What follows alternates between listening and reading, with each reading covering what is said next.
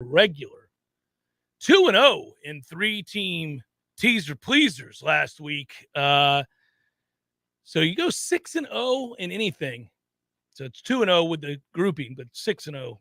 You got to get 6 right in order to win a 3-team 6-point teaser pleasers. So that's doing some things, Tom. Right, but you might want to step back and wait for equal motivations. I can't even venture down that road right now. First of all, if you're watching on Warchant TV, like and subscribe. That helps. Thank you. Please do so, and ring the bell and pass it around. Everybody celebrate. Is there a bell to ring? Yeah, are you going to start doing that more often now? I'm not going to start doing that more. Well, I wonder if that picks up. Does that pick up fine? Let us know. Yeah, let us know. You guys, you can hear that right there? I think somebody complained yesterday that their dog was like, what? Yeah, so they had to have heard it, right? Well, that's unfortunately the ding-ding. That's the new ding-ding, and it's annoying. Just like going to the NIT is annoying. See, that's already pissing me off. Anyhow, it's tough. It's tough. That's what I mean. That's how I feel about the NIT. So let's hope a win is forthcoming over Louisville, who narrowly beat Pitt last night. You watching? You immersing yourself in the basketball yet, or you can't bring yourself to do it because we're not any good? I tell you what, that's a quandary. That's a problem we all have right now because you got one college football game that remains in the form of a national championship game, and then you do have the NFL, but we're running out of football. We're rapidly running out of football, and I didn't want to start the show on that depressing note because it is. Just saying the words out loud, it's really depressing. And I have to find a way to really immerse myself in college basketball. This is the time of year where usually we've already done that, Tom. We've already kind of begun to flip the switch and feel good about what – but I think because we're not what we've been, I'm struggling. I watched last night. I lost my North Carolina Notre Dame bet. Whatever. I mean, you're going to win some, you're going to lose some. That doesn't hurt. But I watched the LSU game. Which by the way turned out to be great. I had a good time with that Kentucky game. That was good. But I'm struggling to feel. The thing you feel when you're immensely satisfied, whether it's playing golf or really any activity. It just makes you happy. You can sense the happiness that. A game is providing you, an activity is providing you, whatever it might be. I'm watching basketball and it feels like a chore right now. College basketball feels a bit like a chore, like it's a job to be watched. And I'm admitting that. I hate to admit it. I'm admitting that right now. When I sit down and turn on these games, it's an educational process. You got to get caught up because we've had fits and stops and starts and all of that. So there's no rhythm to it yet.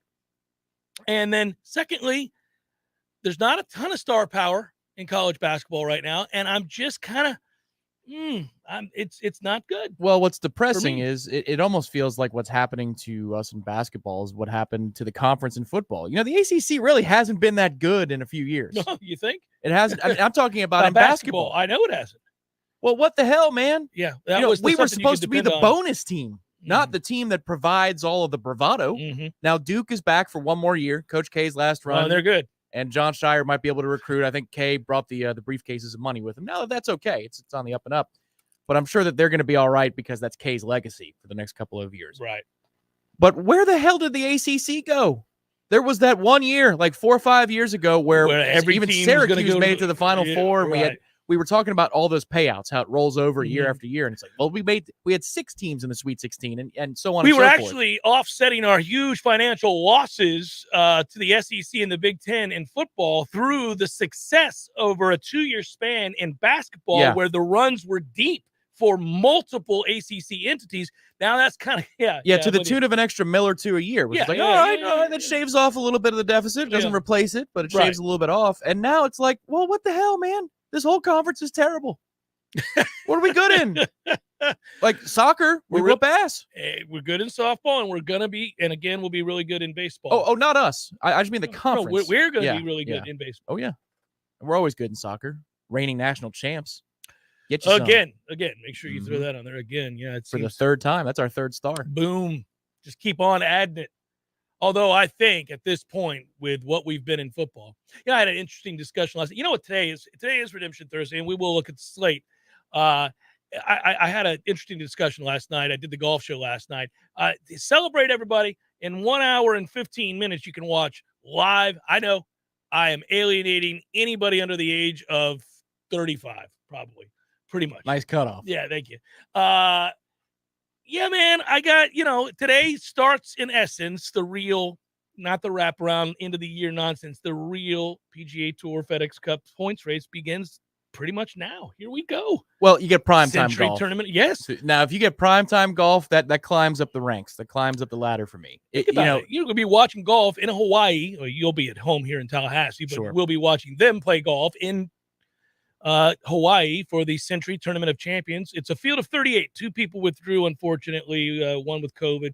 But you get, listen, it's the who's who, everybody who won last year on tour. So it's great. That's a hell of a field. It's Brooks is playing. And by the way, have you seen Brooks, Florida State's own Brooks Koepka lately? Oh, you're bragging about him now. What do you know? Do? I never do. Yeah, I know. That was a very positive sounding thing. So what has he done? Is he in better shape? What? He's in incredible shape. And he is serious about regular PGA Tour events. From his own lips in the press conference leading up to the Century Tournament of Champions, he says that he is now really feeling better than he has in 2 years because he's battled a boatload of injuries. And still contended in all the majors. Yes, yeah. He does. But, I've been highly critical of Brooks about the approach to the rest of the season. It's you kind of got to play the tournaments and put together in totality a season. And he says he's hell-bent on doing that because he's healthier and he feels better and he wants to win more times on tour. He's thinking, you know what it is, Tom? He's gotten older and he's thinking about legacy. At some point you do reflect on how you're going to be perceived, how your career is thought of as a player. And it's not enough if you want to go down as an all-time great to just have those majors. Now, those majors will ensure you're always spoken of and that you will be in the Hall of Fame, and he will be.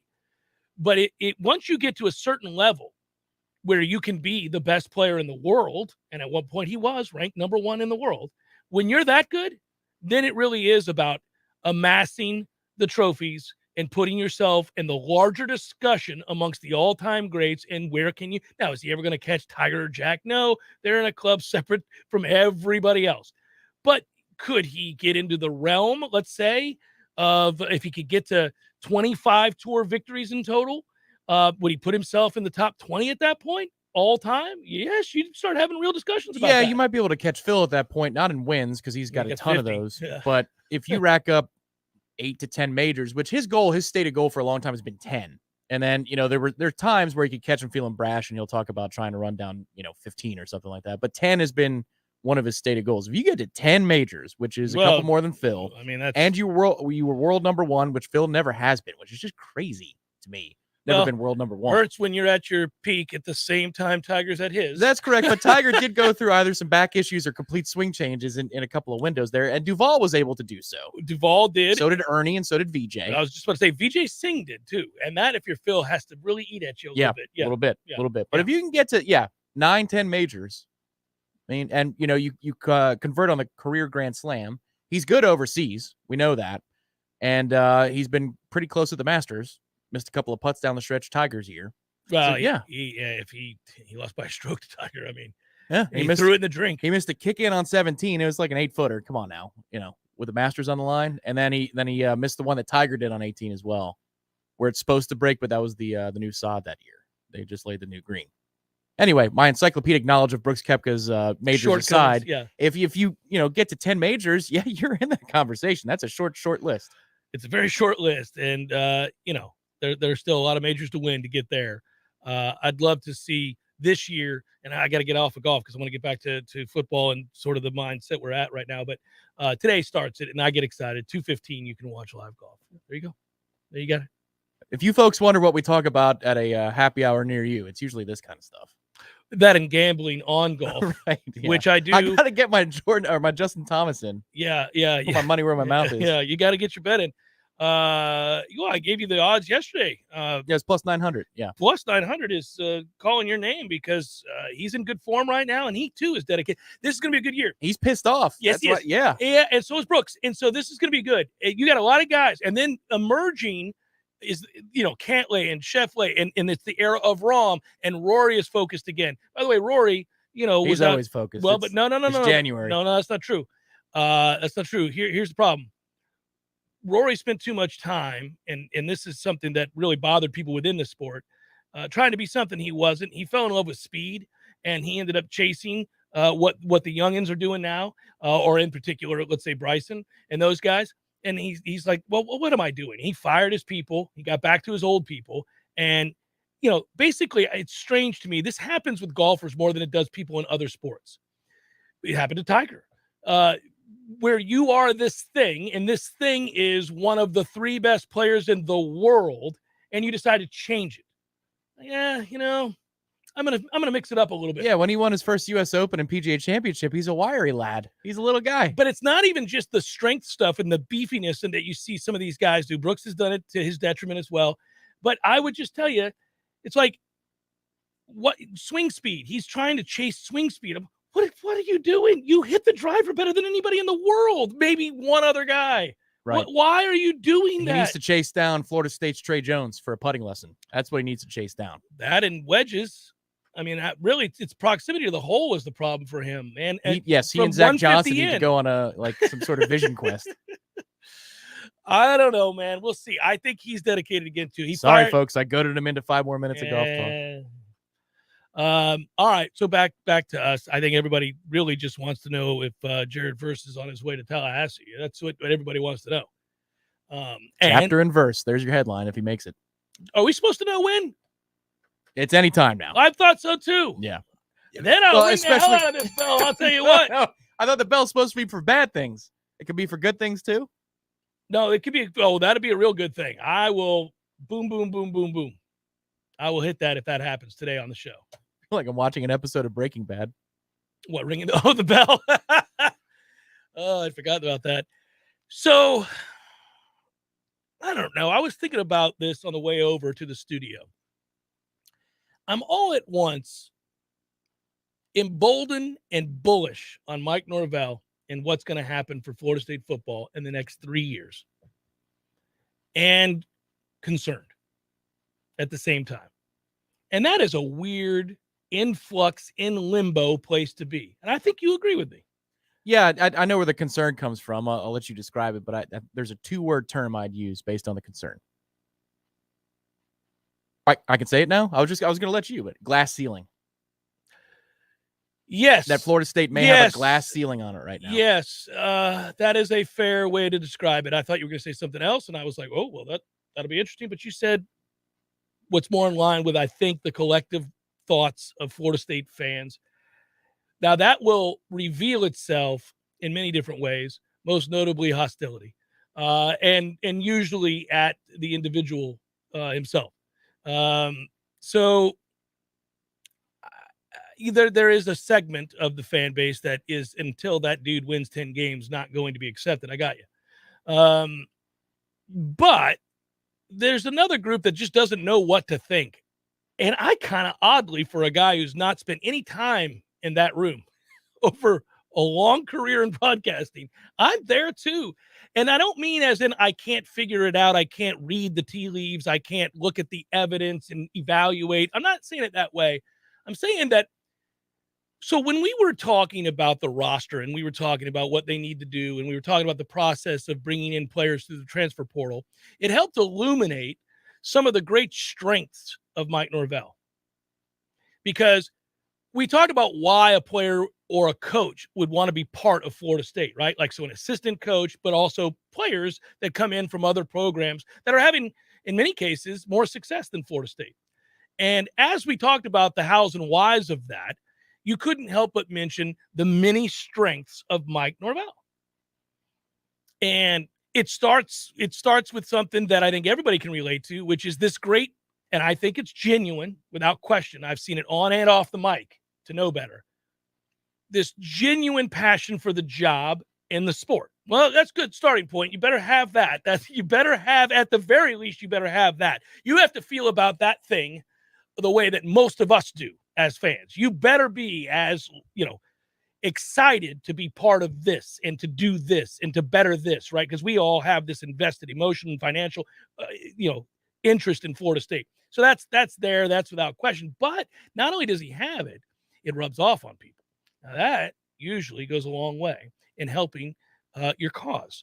It helps you to get people to do things for you that you need done because your passion rubs off on them and they want to make you happy. We've all been around really passionate people that we know care deeply, and there's a genuineness to them that you don't ever question it, and therefore you do, because who doesn't want to be around people who have an energy, a positive energy for something, and a like-mindedness, right? You're always going to want to do that.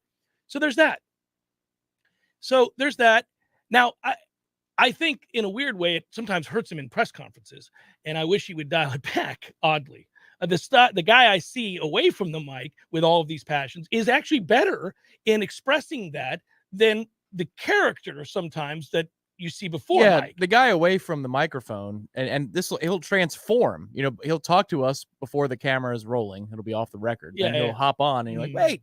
Be that other guy. No, the other guy is awesome. Because the other guy is like the hard-ass teacher, the strict teacher that also knows how to take a joke and give cares. It to you. Cares. Yeah. And therefore you can take any sort of criticism because you know it comes from a good place. And the players they'll bust your chops and you're like, that's all right. No problem. Yeah, the guy cares. He cares. He thinks I'm worth it. Yeah. So there's that. So anyhow, that got me thinking, because I was thinking about how we seem to connect oftentimes with a lot of these transfer portal kids. And it's there's so small sample size, and, you're not going to get everybody, and not everybody's going to work out, but seem to be doing all right there. And let's hope that continues. And then I thought about what he was able to get in a relative short period of time out of the kids as he flipped the roster.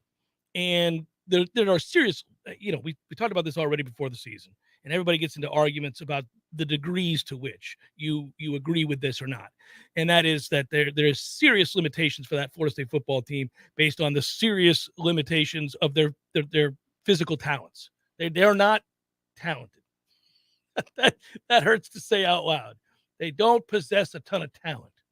And at least not relative to the better teams in the country, right? Like the top 25 teams in the country. Like when maybe we can skirt our way this year. Maybe it'll take some development between then and now, though. Right. Big time. Yeah. So like right off the bat, you're kind of like, well, speaking of ceilings, if he gets the most out of this group, what would happen? Well, what would have happened is you certainly would have made a bowl. So he's not without his faults. They completely mishandled. Obviously the Jacksonville State game. You win that game, you do make a bowl. But we thought best case scenario, 7-5, 6-6 type thing, maybe 8-4 if everything bounced your way. Didn't happen. No need to relitigate. Need a lot of work. You get a lot better. Not enough. Yeah. So we did all that, right? But the locker room was properly flipped, and the buy-in was there, and the dedication and the work ethic and the belief and the buy-in and everything that you need to have happen early in your coaching tenure somewhere. That's all stuff that doesn't always happen. So, luckily you've seen all that. Now, obviously you have got to take that next big step. And so for me, I think obviously that has to happen this year. There has to be a significant gain. And that's why we're watching this transfer portal stuff so closely, because that significant gain will not and cannot happen unless you see some significant pickups as it pertains to pass rushers. You're going to have to find them because they don't exist right now. And if you read Ira's piece on warchant.com right now, and you look at what he wrote yesterday, and then you flip it over to the offensive side of the ball, and you talk about what's coming back and what you feel good about and what you don't and all that, and then flip it over on the defensive side, and you can see what they have. They're stacked in the secondary. We talk about that, whether, But that defensive line, he was talking about how, well, they're probably not going to be able to get pressure this year from the front four the way they did last year. So they're going to have to invent ways, and you're going to have to bring linebackers. And it's a dead stop when you read the sentence, because that's death. That's death. You're going to lose games, significant number of games, if that's the case. If you cannot compete with your front four and you always have to bring pressure and you're always giving it away, because we don't have dynamic enough people to do that. And we haven't shown the ability to dial that up Not yet. No, that's another thing, too. It's a different conversation about defensive coordinator, but I feel like it's not just the personnel, but we don't really dial up any exotics where you go, ooh, I like that call. Man, that's inventive. Yeah. You're like, oh, well, we telegraphed it. It's going to take forever to get there. Oh, never did. Look at that. Wide open. 3rd and 14, first down. Like it was nothing. Yeah. I don't want to live there again. No, well, your linebackers not a good neighborhood. Your linebackers can't cover, and if you're not going to get pressure with the front four, this will be a much worse season defensively, and it'll stay that way. And how good is the secondary?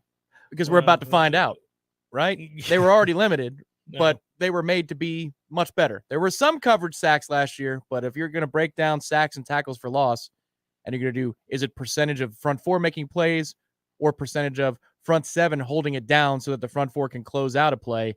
I think it's going to be the former, 80-20, 90-10. It was all about those dudes up front making those things happen. Kevin writes, do we not have faith that anybody from the 2021 class can get after the passer next season, at least in a part-time role? I have to see in spring. There were a couple of kids that looked okay in spring. And now you're going to move Briggs out there. Okay. He's not going to get after the passer. He's good against the run. He's got some quick twitch to him, though. He's not getting after the passer. So not in the way that we're talking about. Not on 3rd and obvious, rush the passer. He might be able to at the level of Kier, but you're just missing Jermaine. Right. You're not going to have the problem. You're not going to have a dynamicism that existed. No. I think we have to find it in the transfer portal. We're going to have to find it in the transfer portal. So anyhow, that's why I'm in flux. There's the good and the bad. There's the thought process as I'm sitting there watching basketball or driving around thinking about how depressing basketball is. And then I think, what about, let's go back to football. We don't have to leave it just yet. That's where I'm at. I'm stuck betwixt in between. Listen, the spring game is on April 9th. That means spring practice starts around, it's March 5th? It's a little ways from now, yeah. That's not too far away. We can get there. A couple of transfer portal nuggets a week. There you go. Yeah, a transfer portal nugget a week to get you breadcrumbs that'll get you to the spring game. That's it. Yeah. It's Jeff Cameron, 93.3 Real Talk Radio, Warchant TV. Your home is where your memories live, where you laugh and where you love. We understand the importance of the valuables under your roof, tangible and intangible alike. So no matter what's around the corner, we'll be there, offering you and your family the support that's made Florida Farm Bureau Insurance a trusted name for over 75 years. You deserve more. You deserve a promise. I'm Andy Cohen with Florida Farm Bureau Insurance. Please call me at 850-671-FARM. That's 671-FARM. Are you stumped on who to call for fast and affordable crane and tree service? Deep South Tree Service is a cut above the rest. Call Rob for a free quote today. 877-TREE. Deep South Tree Service. Our roots run deep. When you need a plumber quick, how long is an acceptable time to have to wait? Yeah, hey, it's the Millers again. Just calling you about our little plumbing problem. 2 hours? Hey, we were hoping you can get here soon because the water is getting really bad. I mean, please hurry. 4 hours? I know you said you were on your way, but, honey, tell the kids to tread water. 8 hours? Don't worry about us. We're fine. At M&L Plumbing, you'll never have to wait long for quality, dependable service, right when you need it. At M&L Plumbing, we listen to our customers, and our qualified technicians aim to achieve 100% customer satisfaction. So the next time you need plumbing work or repairs, think of the name M&L Plumbing, your local plumbing experts, commercial or residential. Give us a call, 850-575-9393, or visit us online at mndlplumbing.com. M&L Plumbing, for all of your plumbing needs. I may be Dr. Nina Ford Johnson, but I'm a mom first. My babies will be getting the COVID vaccine as soon as they're old enough. The risk from COVID far outweigh any risk from side effects of the vaccine. Find vaccines near you at vaccines.gov. Paid for by the U.S. Department of Health and Human Services. Our friends at ISF want to wish you a very happy new year. Listen, you want to do amazing things. You have big visions and goals for the future, and you work hard to move your agency forward while navigating the unique challenges inherent in government operations. ISF understands. They're a national management and IT consulting firm serving clients across the country. As we turn the page to another year, ISF reminds you to think big and stay focused on your goals for the future. ISF, your vision, our expertise, solving the future. Visit ISF.com to learn more. more. Diabetes, high blood pressure, anxiety meds, everyone's on them. If you're a 50-year-old male, maybe a bit beefy, or even with type 2 diabetes, $1 million of term insurance may only cost you about $200 a month. Affordable term life insurance is out there. Call Term Provider and speak with Big Lou at 800-481-1458. 800-481-1458 or visit biglou.com. Remember, Big Lou's like you. He's on meds too. We're planning a trip to Spain later this year. But our Spanish is pretty bad. So we're using Babbel. Babbel's conversation-based method teaches you real-life words and phrases. And with Babbel's interactive, bite-sized lessons, you'll remember what you learned. There's no easier way to learn another language. Ahora hablamos español. He just said now we speak Spanish. Babbel, language for life. Now try Babbel for free. Just go to Babbel.com. That's Babbel.com. We all want more energy, more strength, more results. Well, welcome to Orange Theory Fitness as you take a step towards feeling more alive today. Backed by science, Orange Theory's heart rate monitored workout is scientifically designed to keep heart rates in a target zone, spiking metabolism and increasing energy. Orange Theory Fitness is a one-of-a-kind group personal training workout resulting in more energy, visible toning, and extra calorie burn for up to 36 hours. Experience a more vibrant life today with Orange Theory Fitness. To find out more, go to orangetheoryfitness.com. The Jeff Cameron Show, brought to you by Orange Theory Fitness. 2 Tallahassee locations, Midtown on Thomasville Road and Northside in the Village Common Shopping Center. Online at orangetheoryfitness.com.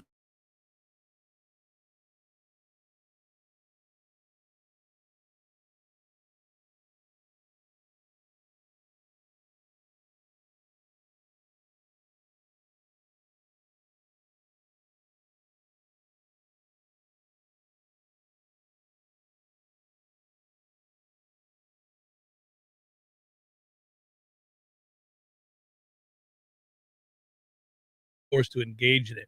You know, we can do it even in things in which we are we have a vested interest in or a passion for, because we can take that hat off and we can put on the PR suits that are necessary in the moment and evaluate efforts on both sides of the ledger, even about our own team. And I have to confess to laughing at Antonio Brown this morning when I read through the totality of the lawyer's written statement. And I was like, yeah, I know what you're doing. You have to cover yourself legally and you're setting it up to sue.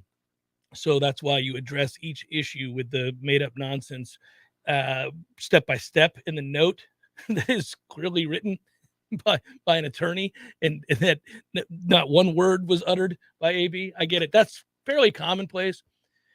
So he's not the first to do that.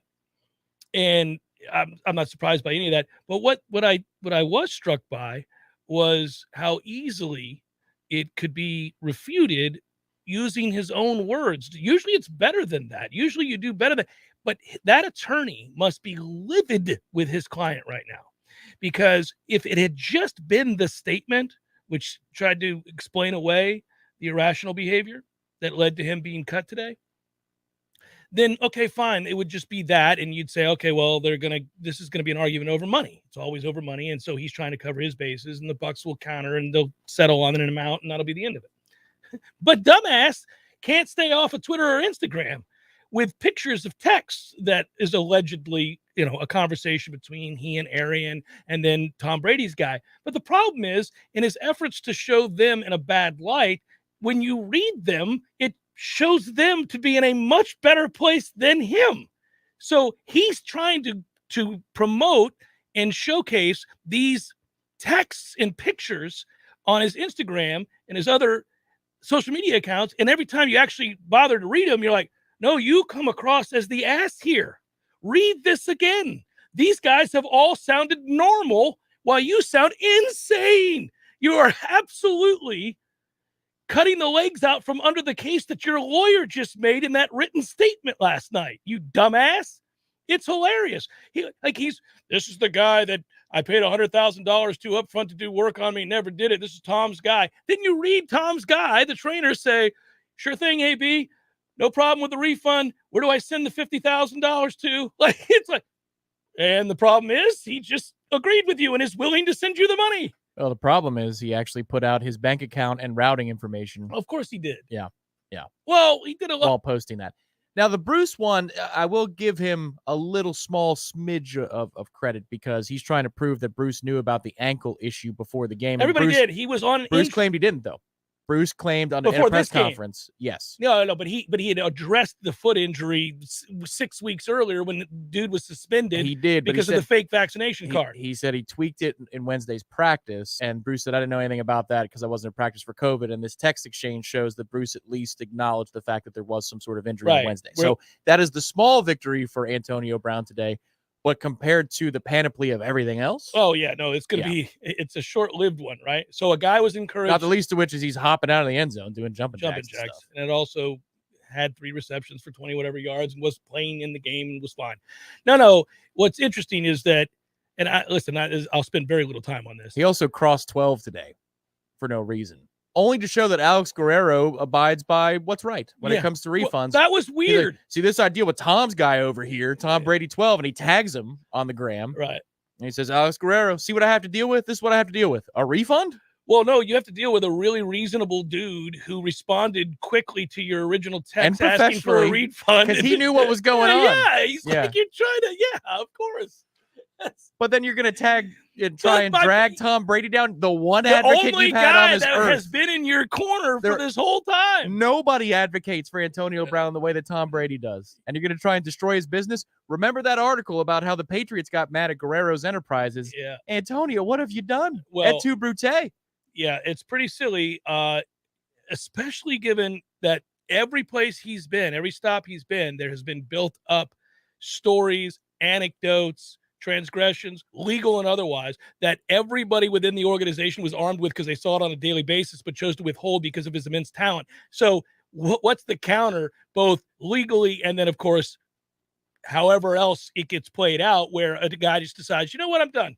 I'm done protecting you. Also, in the ESPN article that was the top headline last night on the site regarding this story and the statement from Antonio Brown, I think it was Jenna Lane that was on the byline and not Schefter, but don't quote me on that. Right.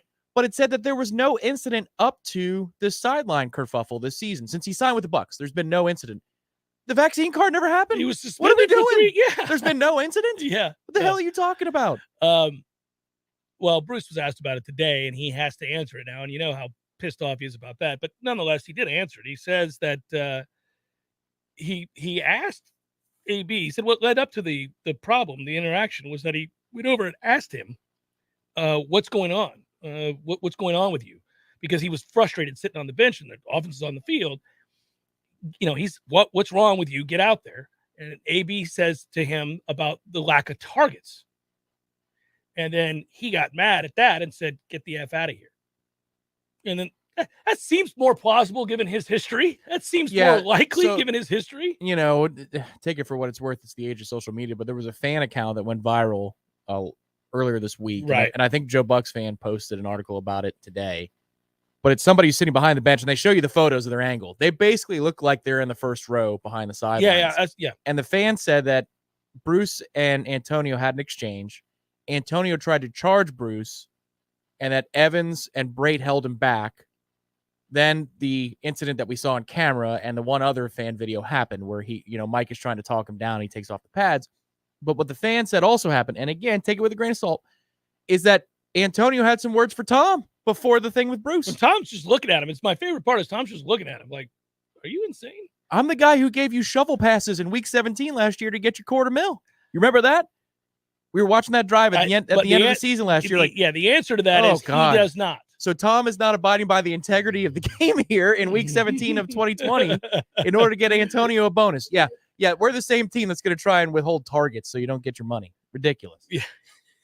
Like, Tom wasn't even playing football. He's like, all right, ready? I want you to run in front of me. Here you go. There you go. That's one. You'll reach your goal. Two more times. 2 more times, and you'll get your money. Oh, well, the answer to that is no, he does not remember that. Yeah, he does not remember that. But that's all part. That's what happens when you don't have the benefit. You don't get the benefit of the doubt. Even the guys that would, in theory, be his staunchest allies have kind of gone, no, that's not the way that would ever get handled. Not by a rational person. Even if everything you say is true, that's not how it would get handled. Not by rational, Well, fair-minded employees, businesses everywhere have problems with their bosses all the time. Oh, man. I actually find this bemusing, but I would also say it's the thing, it's part and parcel to the age we live in, that because this added week of the season only really provides in 2 games, 3 games, any real intrigue. You have a seeding case for one, and then you have an actual playoff berth on the line for the other. But what's interesting is you saw the scenario if the Jags beat the Colts. Oh, well, and then they tie. They could tie and then just both move on. I don't think they'd outright kneel the whole way, but I think if it's 17-all with 4 minutes to go in the fourth quarter. And they have an awareness of what's happened. And there's a touchback at a punt. I think the coaches may look at each other on the sidelines and go, good. We've all been there. As golfers. Got that 3.5 footer. Yeah, good. All right. It's match play. We have that. I actually don't think they would. I think they'll play it out. I mean, nobody that's in that league is nothing if not extremely to a fault competitive. I don't think so. I think they'd be like, no, I want to win. I've thought about it. This takes me back to college, back when we go all the way back to Nebraska and Miami. Tom Osborne kicks the extra point in '83. Stoneberger doesn't win the national title. Miami doesn't win the national title. They were also gifted the Bobby 2-point conversion. I'm just saying Nebraska would have with that tie. Well, I'm saying would you kick the extra point and tie the game in 1983? Yeah, knowing that you would win the national championship with the tie. Yes. In 1983, absolutely. Like the way those things worked with how political all the bowl lines were. I don't know when I'm going to get another fair shake at this. Absolutely. Yeah, no, it's interesting. I mean, I always split natty titles and all that stuff. You kick it. He was lauded, almost universally lauded, for going for the win instead of kicking the extra point. And even back then, a 12-year-old me was like, I don't know, guys. I kind of want to win the national championship. Miami has to win. I don't. I just can't lose. We're not playing by the same rules here. Maybe it's the Ryder Cup in me. Like if you already have the cup, they got to beat you to take the cup. Yeah. So if you have the position, they have to beat you. To be the man, you got to beat the man. Beat the man, yeah. I'm going to go ahead and kick this extra point and dance for my national title that I just won. It's Jeff Gabriel, 93.3 Real Talk Radio, Warchant TV. Your local news now. City of Tallahassee Mayor John Daly announced on his Twitter account on Wednesday that he tested positive for COVID-19 that morning. In his post, he stated he is fully vaccinated and symptoms are mild. He also said that this is a stark reminder of just how transmissible this latest variant is. Individuals can find more information on testing and vaccinations at safeandhealthybigbend.com. A Tallahassee man was arrested and charged with 65 counts of child pornography after the Tallahassee Police Department received a tip from the National Center for Missing and Exploited Children. John Tavius Hicks, 23, was arrested and booked into the Leon County Jail. TPD started investigating Hicks back on May 11th when he received a tip from the NCMEC after being alerted by a Google administrator. As of January 4th, Hicks was out of jail on supervised pretrial release. The judge overseeing this case has ordered Hicks to only use the internet for school-related purposes and says he cannot have any contact with minors. This is Rachel Lene with your Real Talk 93.3 local news update, brought to you by McKenzie Systems, Tallahassee's go-to Mac store. Check them out online at McKenzie.com. This is meteorologist Paul Trombley with your Real Talk 93.3 weather update. Chance for scattered rain showers this afternoon. Otherwise, sunshine mixed with clouds at times. High temperatures reach up to 71. Winds out of the south, 8 to 15 miles per hour. Slight chance for scattered rain showers again tonight. Lows dip down to about 42. Partly cloudy skies. Ample sunshine expected tomorrow. High temperatures reach up to 60. This report is brought to you by the Lawn Johns. For all your landscaping and lawn care needs, visit thelawnjohns.com. Right now, 69.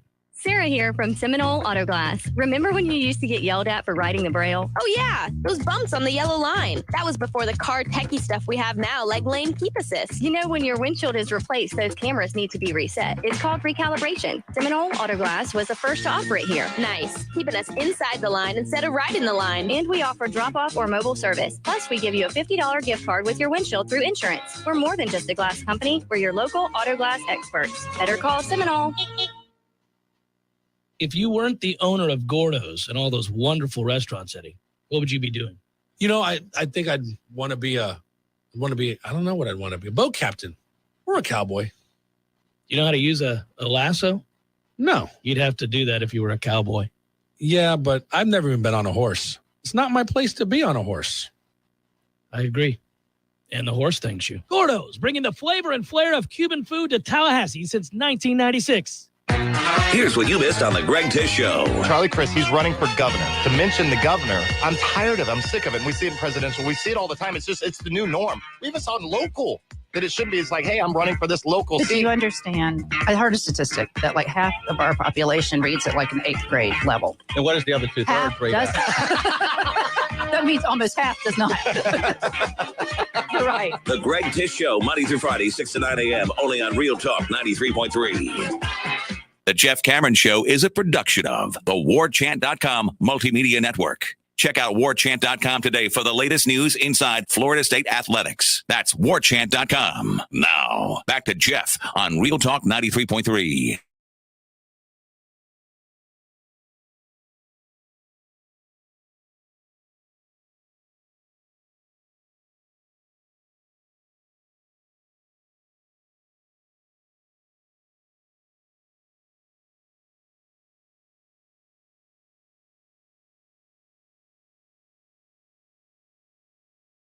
I mean, every hour you get an update from franchises around the league about who's available, who's not.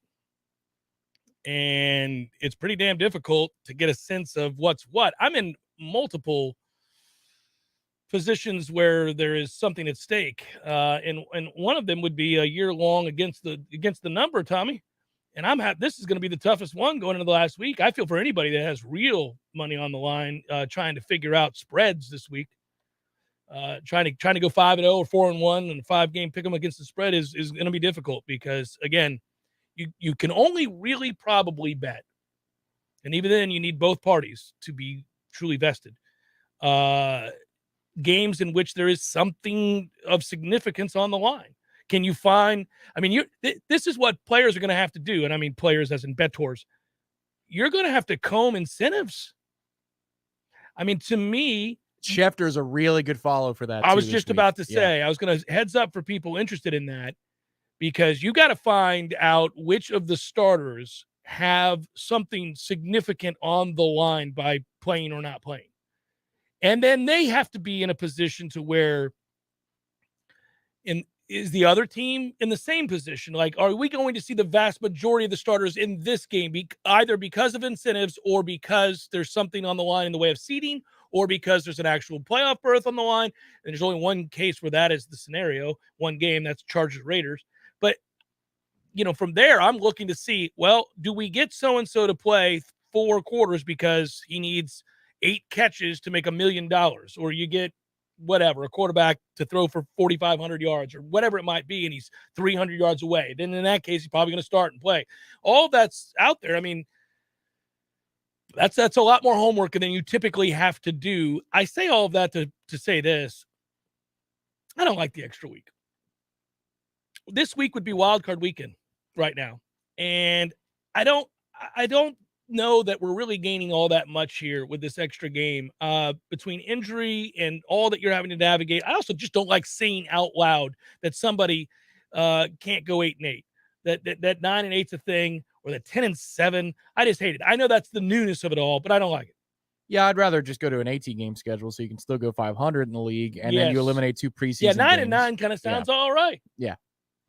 9-8, 10-7. Ugh. I don't like 10-7. Just sounds even ridiculous. 11-6 bothers me.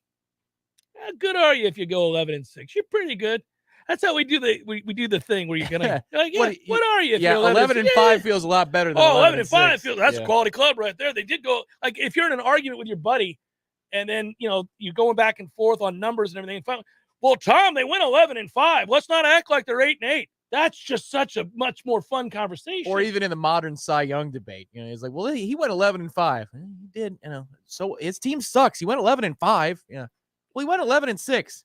Yeah, right. Yeah, 11-6. He's a little slightly above average. Yeah. Even though we don't even use wins anymore as a way to gauge pitchers. They got kind of unlucky, though, this year. They really did. The AFC North, which has been interesting the whole year, is pretty much solved. And that figured to be, well, I'm talking about there are some seeding wild card implications for the Steelers to get in. I think Baltimore's completely out, but the Steelers could get in with some ridiculous things. But it looked like for a while there, that there might be 2 playoff spots on the line from the North alone. I think they were really or the hoping, West. without question, they were really hoping that they would get something like that. Worst thing that happened to them is Kansas City got right, because the West would have been really interesting too. Now, I understand that on Sunday Night Football, you have a de facto playoff game. The playoffs start at 8:20 p.m. on Sunday when the Raiders and the Chargers play. But still, that division was up for grabs 2 weeks ago, 3 weeks ago. And then Denver's completely out of it with the quarterback injuries. They got unlucky a little bit in the AFC. Yeah, I'm going through. I just pulled this up. I mean, it's you can go through every injury update. There's also the COVID list. So, for example, Justin Fields is out for the game against the Vikings. He's been put on the COVID list ahead of the week, so he's not going to play in this game. Getting a handle on it. Well, obviously, Cincinnati is not going to roll Joe Burrow out there. There's no chance he's playing. Yeah, he said it himself. He's like, I'm not playing. I want to commend Tua, who I've said the Dolphins should move on from. And a lot of people would tell you that that's way too early. And why would you say that? And, they had a 7-game win streak. It's not there, guys. You can thank me later. Just move on from Tua. You should do whatever you can to get rid of him. Now, here's to trade him, go pick up a real quarterback. You're going to be all right. Now, here's the deal. That dude hears blowhards like me every day, all day, to the point where they ask him that question after every game, that he gets asked all the time about, do you hear the talk regarding, the quarterback and what Miami's going to do in the offseason, and, the thoughts on whether or not they're going to trade for a quarterback? Do you hear? He gets asked that. He was asked again this week. And not one time did he show an ounce of frustration. He was the most professional dude all year long. And again, I had time to kind of follow Miami, inordinately so for a guy who's not a Miami fan, just because of a little piece of money bet I made when they were really, really bad. And they almost cashed it in for me. But I would watch just to kind of get the feel whether I needed to hedge or run away or whatever. And that guy, every week, I don't worry about that. I worry about getting better every day, trying to help this team get to where we want to go. I'm not worried about if it happens, it happens. I mean, all the answers, whether they're accurate or not, whether he feels that way or not, he's been awesome. And then he was asked again about it yesterday. No, I'm not worried about that regarding the rumor mill. If it comes up, it comes up. If it doesn't, fine. I'm okay with it. Obviously, the season didn't go the way I wanted it to. It didn't go the way that our team wanted it to. It's tough because we had an opportunity, and when we couldn't capitalize on it, it's frustrating. There you go, buddy. All right. So he earned one more year. You're gonna give him one more year. I wouldn't. No, I wouldn't. I'd be like, you were very professional. Now, you'll be professional with the team we traded you to over there. That's great, because we're going to go get a quarterback that we can win with long term. We don't want to win in spite of you. We want to win because we have a guy that can win some games. That's brutal. That's brutal. Yeah, it's the reality of. I mean, physically, you don't see it. Do you? When you watch him? I didn't have that same bet you did, so I've go sparing. Go watch him throw the ball. It's just you're kind of like, oh man, it feels like such work. I don't know if it was the injury.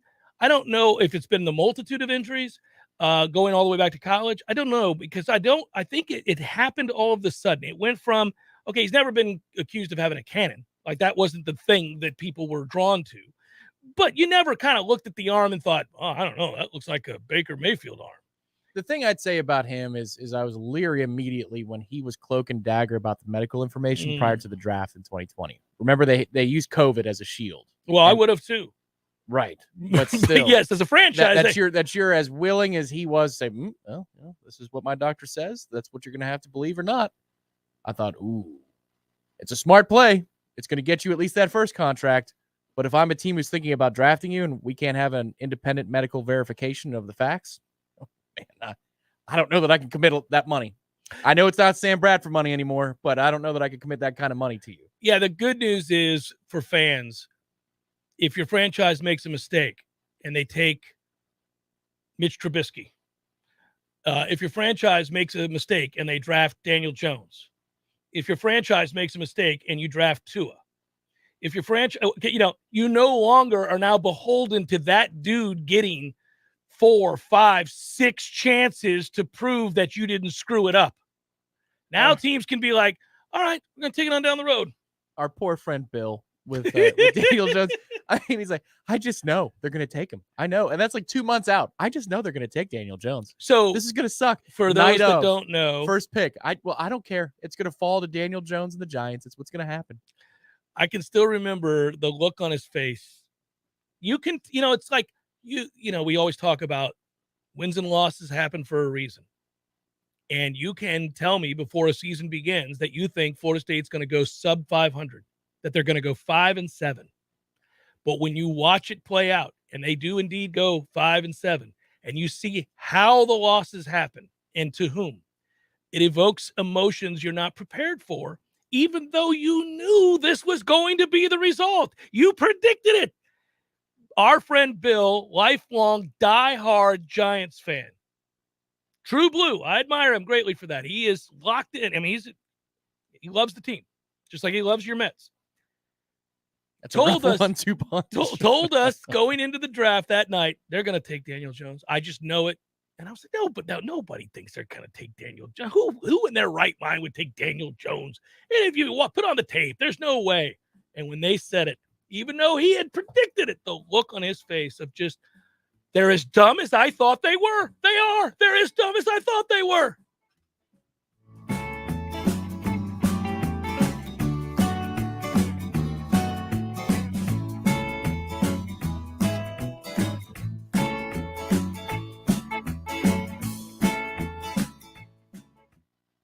All new Smitty's Tap House and Grill is now open.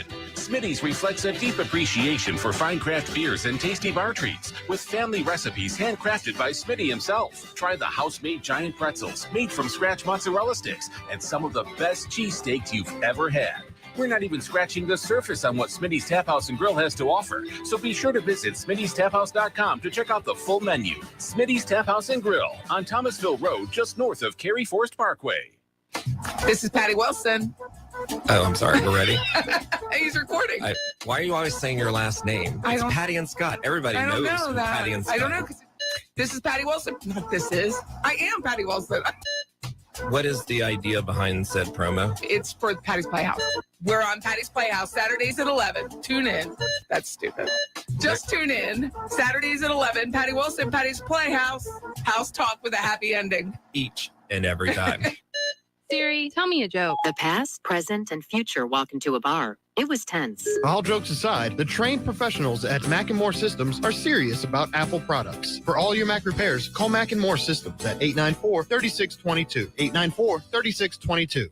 Applications, onboarding, payroll, termination. Business owners and managers, these are the processes that take away too much time from what you do best. But what if there was a locally owned, responsive solution that would charge you a fraction of the big national payroll companies? Sound too good to be true? It's not. North Florida Payroll Services is Tallahassee owned for nearly 15 years. And in that time, their prices have never changed. The reason North Florida Payroll Services can do that? Exceptional customer service that constantly evolves with the latest technology. From application to termination, for turnkey service for your payroll and HR services, trust a Tallahassee expert and save yourself time and money. North Florida Payroll Services. Online at northfloridapayroll.com. Hi, I'm Jeff, founder of Which Superior Sandwiches, and I'm here to tell you about our signature witch, the Wicked. Why call it the Wicked? Some say it's wicked tasty, some say it's wicked large. One thing's for sure, with oven-roasted turkey, ham, pepperoni, roast beef, and bacon, as well as your choice of 3 cheeses, it definitely takes you from wicked hungry to wicked happy in just a few wicked good bites. Only at Which Superior Sandwiches. On Wednesday, the Wicked is just $5. 5 meats, 3 cheeses, $5. There's fun to be had every night at the Corner Pocket. Take home prizes on Trivia Tuesdays and Beer Bingo Thursdays. And kickstart your weekend with Martini Fridays. Plus happy hour runs every weekday and game day specials every time the Noles take the field. Watch all the best games at the Corner Pocket's Vegas Wall, featuring 560 inches of flat screen TV heaven. Oh, really? The best food, the best drinks, and the best place to watch all the games. Tallahassee loves the Corner Pocket. Coming up next, more of the Jeff Cameron Show. Live and local on Real Talk 93.3. WVFT, Greta, Tallahassee. Breaking news this hour from townhall.com. I'm John Scott. House Minority Whip Steve Scalise says the left praises those who committed acts of violence in 2020 in support of liberal causes, but condemn all conservatives for the actions of a few people on January 6th of last year.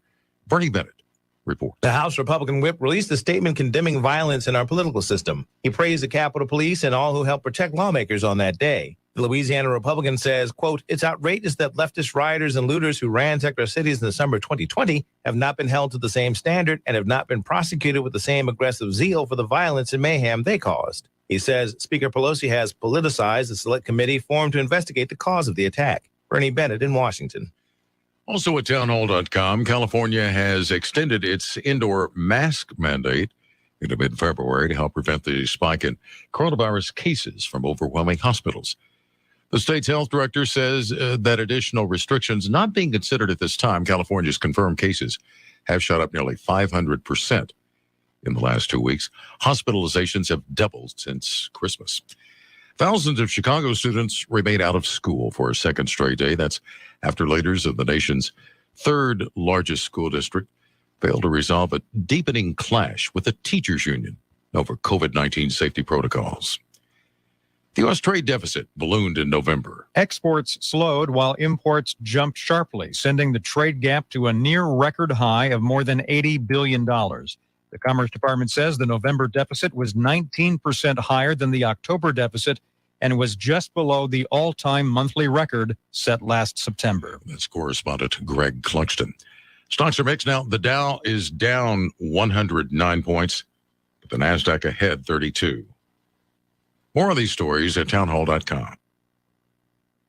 So I invested in one of those fancy new exercise bikes. Without a doubt, a very special tool to help me get healthier. The problem is 3 days go by, then 4, and I've done nothing. And then it's night 5, and I'm sitting at the kitchen table, and I look down at myself, and I can't help but just laugh. Because there I am, wearing the exercise t-shirt that came with the bike, and I'm eating 2 corn dogs. And I think we'd all agree, the special tool only matters if we use it to our benefit. At United Faith Mortgage, we believe we have an advantageous tool for you. Our mortgage team is an arm of a bigger company who is a direct lender, which means our company gets to use its own money and make its own decisions. There's no middleman. And often, this allows us to get you a better rate on your refinance or new home purchase, which can save you monthly and lifelong money. We are United Faith Mortgage. United Faith Mortgage is a DBA of United Mortgage Corp. 25 Middle Park Road, Melville, New York. Licensed mortgage banker. For all licensing information, go to nmlsconsumeraccess.org. Corporate item list number 1330. Equal housing lender. Licensed in Alaska, Hawaii, Georgia, Massachusetts, North Dakota, South Dakota, or Utah. Our friends at ISF want to wish you a very happy new year. Listen, you want to do amazing things. You have big visions and goals for the future, and you work hard to move your agency forward while navigating the unique challenges inherent in government operations. ISF understands. They're a national management and IT consulting firm serving clients across the country. As we turn the page to another year, ISF reminds you to think big and stay focused on your goals for the future. ISF, your vision, our expertise, solving the future. Visit ISF.com to learn more. We all want more energy, more strength, more results. Well, welcome to Orange Theory Fitness as you take a step towards feeling more alive today. Backed by science, Orange Theory's heart rate monitored workout is scientifically designed to keep heart rates in a target zone, spiking metabolism and increasing energy. Orange Theory Fitness is a one-of-a-kind group personal training workout resulting in more energy, visible toning, and extra calorie burn for up to 36 hours. Experience a more vibrant life today with Orange Theory Fitness. To find out more, go to orangetheoryfitness.com.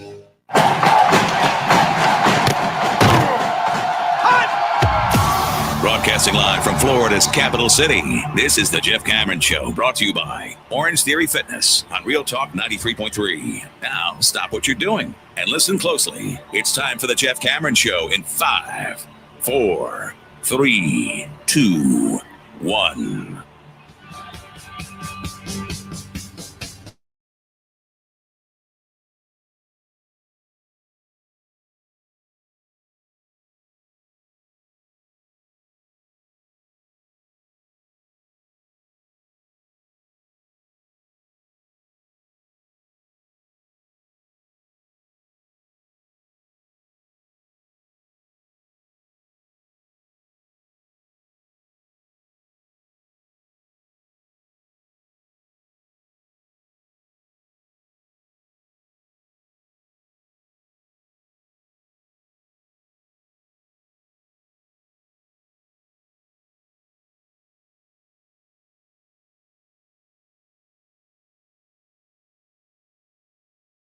all those years ago, as George Harrison saying, for a national championship game that did not begin well. At this time, specifically, Tom, I believe, I'm trying to think, had we boarded the bus to go over to Pasadena, or were we already there? No, not yet, because that game started we got there probably around 6 Eastern. I thought we got there a little bit earlier than that. Maybe 5 Eastern, but still, it was an hour ride. I think what we did was pre-recorded the last hour of that day's JCS, because it was a Monday, in order to be able to get on the police escort, because we weren't going to miss that. So that was really cool for those that we'll give you the behind the curtain, because everybody's celebrating today the anniversary of the national championship win over Auburn, 34-31. And golly, you go back and there's a lot of things we can talk about here real quick. I wanted to acknowledge the day because it was nearly perfect in a lot of ways. Hello, my friend, hello. For me, and the reason I say it was nearly perfect in a lot of ways, because we were so bad in the first half of that game. We've all talked about the reasons and on all the things that happened, including Auburn playing well.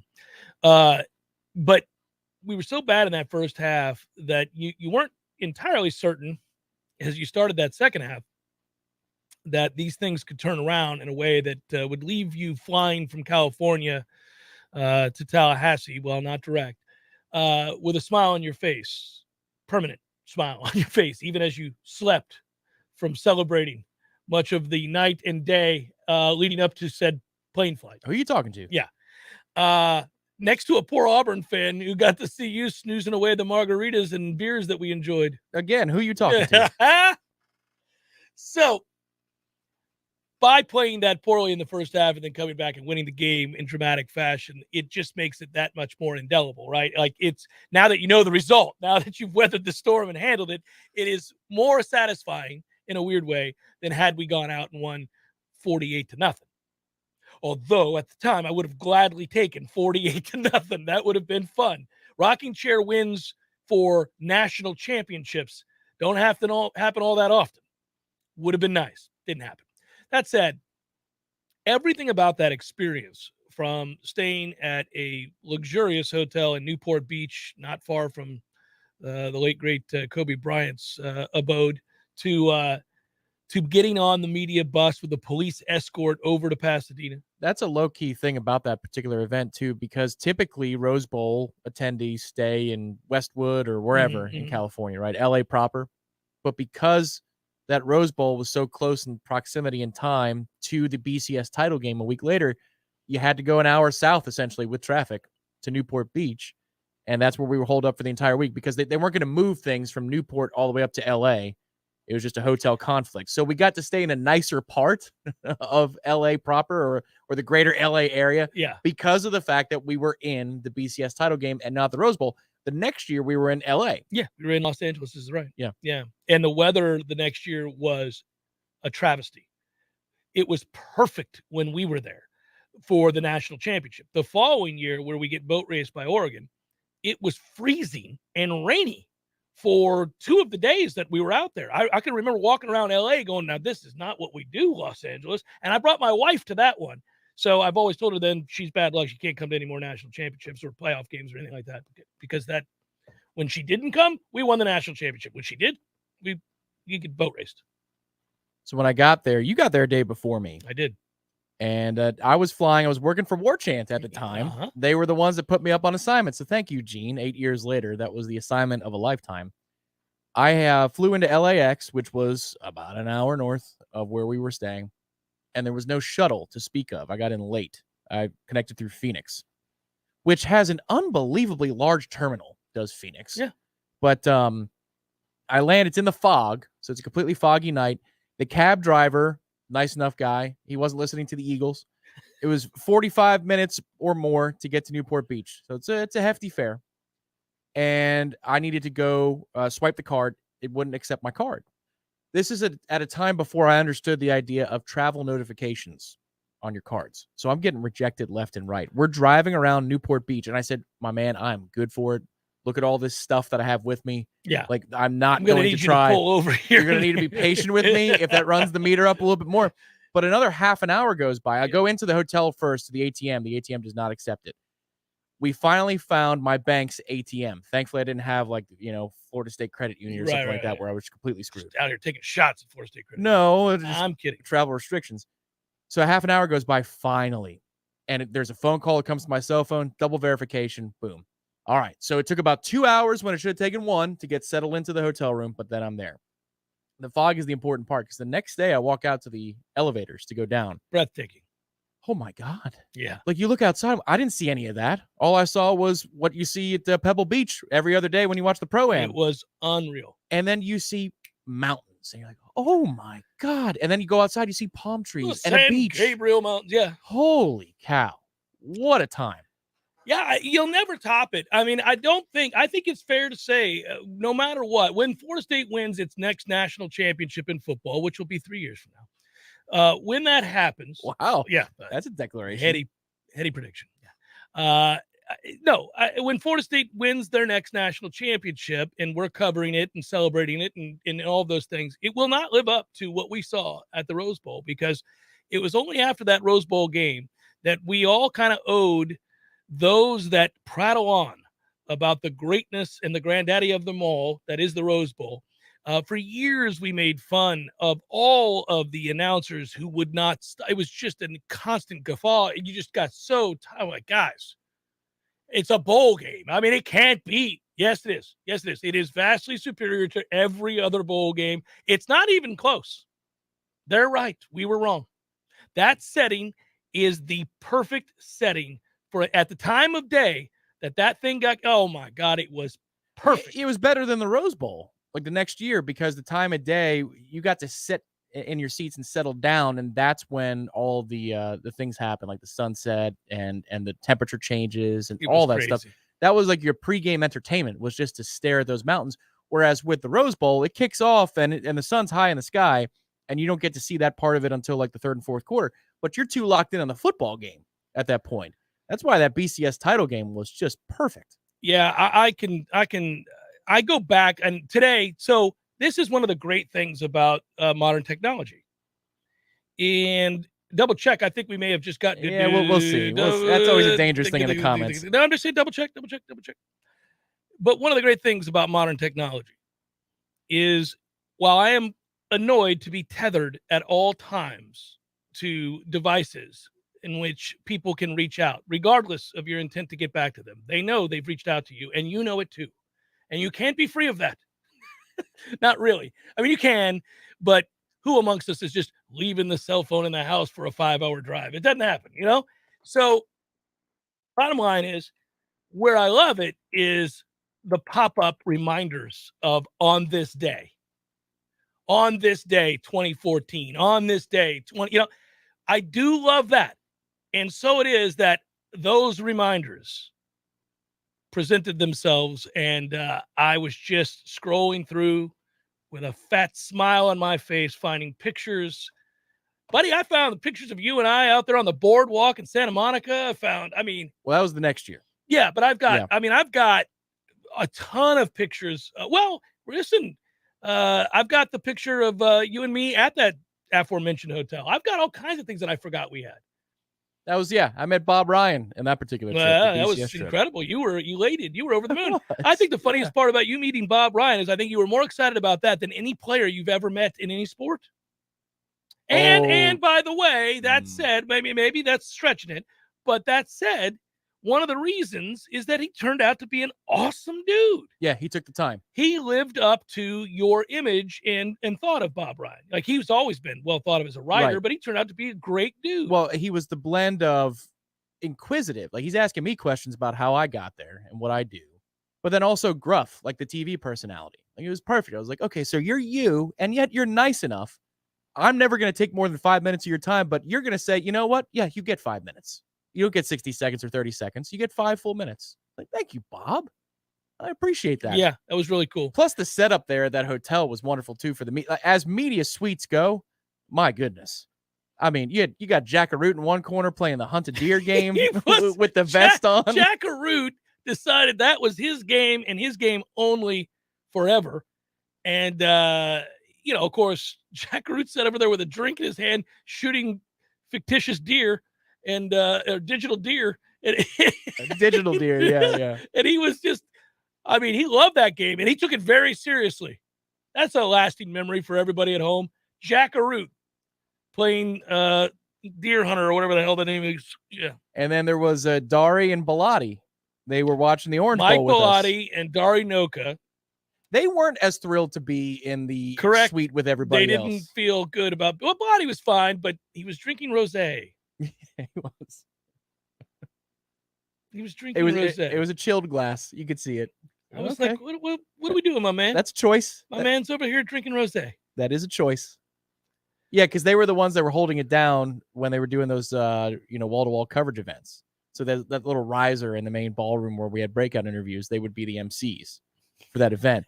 But I think they were hoping that there would be an additional executive suite or party suite on a different floor, just by the general aura you got when they sat down at the island bar with everybody else. Like, they don't want to be talked to. Okay, I spoke very briefly to both, but I wanted them be very briefly. But I wanted them to be alone with their rosé, and so they could enjoy themselves. Dari, partly I wanted to talk to because he's an OU guy, so I just want to talk about the Sooners a little bit. He was happy when the conversation shifted to Oklahoma. Then there was the shuffleboard, the full-length shuffleboard, where Graham Watson, I believe her name was, from Dr. Saturday, was the most evil shuffleboard player I've ever seen in my life. Like, if there is just a puck-sized opening to swing like a 45-degree shot, she had it every time. You could not get her off that table. People in their games. Yeah. You learn a lot about the press. Corey loved that, too. That was the first time I realized that Corey Clark loved shuffleboard. He was all about that. He's like, hey, who wants to play shuffleboard? I'm like, we just got done with the games. Come on, let's go. So we didn't get confirmation on this. No, that's why comments. I don't go with comments. Well, damn it. 6'4", 250. And people are trolling, maybe very too. Real, come on now. Let's go. Now, if he ends up being right 5 minutes from now, that's great, but I'm not. No, I'm very excited about this. Oh, you just want to ding. No, well, for the right reasons. Yeah. I want to be able to ding for the right reasons. We got to get you like different notes so you can start playing tunes over there. Final thing about the national championship, we'll move on with the show. But yes, I refused, and I said it on that day, and it's another reason I brought it up today. I remember walking out of that stadium and seeing the relief on your face in particular, because I had been fortunate enough. You had to live through the lost decade. Where we lost in spectacular ways. They weren't all blowouts like now. Constantly, yeah. Like these kids, they wouldn't even know what a close game looks like. I knew what close games looked like, but I knew how we lost close games. I had so been many of them in attendance for Florida State's national championship victories, plural, and I had been there in defeat. I had been able to ride that roller coaster of emotions in the past. I had done it both in defeat and victory. And so, I wanted to win desperately because this was a team that dominated college football in violent manner. And it was something that I thought was fitting for a squad that we knew resoundingly was the best team in college football that year. There was a pro on every step. And you thought to yourself, okay, that team has to win the national title. And I also remember, because of course we could not have predicted what would happen with Jimbo Fisher down the line, but I remember thinking, you maybe don't come back from this if you lose this game to that team with this team. Like, there are unforgivable things. Like, one of the things that can happen is that you get credit for building the team to the place that they could even be in a game of that magnitude, but you also get blamed in a way that I don't know you ever come back from if you lose to that Auburn team who was lucky to even be there and certainly wasn't your equal man for man. And so you thought, well, you can't lose this game. And in my mind, it actually crossed my mind while we were losing 21-10 or whatever it was worse than that briefly. But while that was happening, I remember thinking, man, how am I going to ever trust this son of a bitch again? If we lose this game, when will I ever think that we're going to win a big game? Yeah. Or a game of this magnitude again? How can I trust him? Yeah, I remember it being in the second half especially, but you got that damp cold in the air that went through the layers. We didn't pack enough layers. We were freezing our ass off, yes. We had our laptops plugged into, because we were in the auxiliary press box, best which was place the break of a lifetime. Turned out to be the best thing. That was a break of a lifetime. Sitting next to an older man who I think was just a stringer for all of these Rose Bowls and Rose Bowl events. And he was talking about the history of it. And he was awesome. He's like, this is the same end zone. If they score here, this is the same end zone that Vince Young ran into. I'm like, oh, yeah. Yeah. I didn't put those two things together. Like, of course that happened Well, here. you're but... so of the moment. Like, right, everybody's so of the moment when those things are happening. And then it's only later that you go back and think about where you were, what else has happened on that field. Yes. Yeah. The number one thing that I wanted to do and I was able to do was walk out onto the field and take a photo of where Kelvin landed in the Auburn paint for that touchdown. I just wanted, I don't know why, but I wanted to see the marks of the tackle because that was the moment. Like the Kermit Whitfield moment is the catharsis of the whole thing because yes, you ran it down. Yeah. Literally, you ran them down. You finally caught them. And that was huge. I wonder if in this day and age, Auburn probably goes for it on fourth down. With the way coaches are more brash, the way I don't think Gus would pucker in that moment. I think he would have gone for it on 4th and goal. They actually now have a better understanding of the odds, the percentages. I mean, it's been pounded into their head now. I mean, these things change rapidly. The way we view a sport, a situation, a team, a coach, they're constantly evolving. You're right. I mean, nowadays guys go into seasons well aware that those numbers, it's not a hunch anymore. I mean, this has been computed. We now know. Now, it may not work, but you know what the percentages say, and therefore you are no longer guessing at what is the right thing to do. Well, that's the other side of the emotional swing of the Kermit Whitfield return is that we're sitting there at 1st and goal, and you're going, oh. The Kermit Whitfield return is the most indelible play of the game. It will be for as long as we live. Every Florida State fan was nearly in tears when that happened because we had climbed the mountain. But before that, 1st and goal, if they score a touchdown, you feel like, oh, it's no. over. There's just not enough time left. Yeah, not enough possessions. Right. And then you get the stop. They don't go for it on 4th down. And that 3rd down play it looked like it was dangerous in the beginning, then it wasn't. So there's the relief. But before you can catch your breath in the relief of, okay, we're still in this, he's in the end zone. It's so stunning. You didn't have time to set up for it. The touchdown to KB, you had 5 good minutes. You had 5 good minutes to assess what was about to happen, what was happening. And the most underrated play of the game, which is made by an Auburn defender. Yes, on the halfback screen. Jeez Louise, that play, that is how you diagnose, hawk down, and make a tackle in a key situation. That's the crescendo, though. That kind of drive is akin to a 9th inning blown save, right? Like if you're Auburn, you've got time to see what's happening. Oh, well, to baseball's the worst with that. Yeah, it's the most hurtful thing. The Kermit play was like the 11th inning home run I saw from Aaron Boone. That's the first pitch of the inning. Everybody's like, all right, settle in. We're in for oh my God. That's over. Oh my God. And for us, are there any flags on the field? There's no flags. Like that is the one thing about, again, reviews in general. And then obviously the way that penalties are called. They rob you of the innocence of a moment now in ways they never used to. You can never, everything has to be reviewed. So everybody sits around kind of, did he catch it? You should just be able to celebrate. Like the way there was a time, I know I sound like an old man. There was a time where when you saw a guy catch a ball and land on the ground, the play was over and the hands are up and we're done. Right, we're celebrating this. Oh, yeah. We don't have to watch 16 different angles to see if it jostled at all. That's a touchdown. The back judge of the umpire, I remember him crawling in one step. Oh, my God. He's having a look. And I'm like, come on. Like, well, there's nothing to look at. Yeah, you're right. You shouldn't have to do this computation, but the computation in my head is whatever the call on the field is what's going to happen. Right, so because please just put your hands in the sky. And so he looks. But you do. Over the ball. Yeah, he's hovering. Bam. Yeah. It's like, it's going to happen. Yeah, man. Oh, well, even then, though, because you don't allow yourself, when something is as big as that, when you care that deeply, you don't even allow yourself to believe it, even in that moment, because there's still the matter of making a tackle on a kickoff. And, and then also their magic, their ridiculousness you're like, that season. I was okay, though. The moment that they snapped the extra point, because they didn't review it, the moment that they snapped the kick for the extra point was the first moment I was like, this is it. This is it. Because that means they can't, there is no booth review on the Kelvin catch. No chance. So the play stands. It doesn't matter if he makes this or misses this. They got 2 plays. Tom is funny on this one because we'll always remember it. And I don't know why I did it. I don't know why I did it, but I felt it as strongly as I've ever felt anything. When we got the ball back, I mean, I first guessed and told you, and it made you mad. I said, shut up. I said, we're about to win this game. Here we go. Get ready to enjoy this. We're going to win the game. And Tom looked at me like, are you effing kidding me? You just did this. Why would you do that? You know better. Of all people, Jeff, you know better. And I knew it as. Oh, we're going to go score. I said, we're going to go score, Tom. This is great. over. This is over. I see my buddy in Atlanta saying we got this. I see Sims and Fortson and but Ty that Jones team and sucked. You know what I'm going to say. But almost turned into the old bellying up. Yeah. So that team? No. I'm telling you. Well played. No, we had gotten on a roll. Jameis had pulled his head out of his butt, and there was not anything barring a weird fluke play, which almost happened with a tip pass.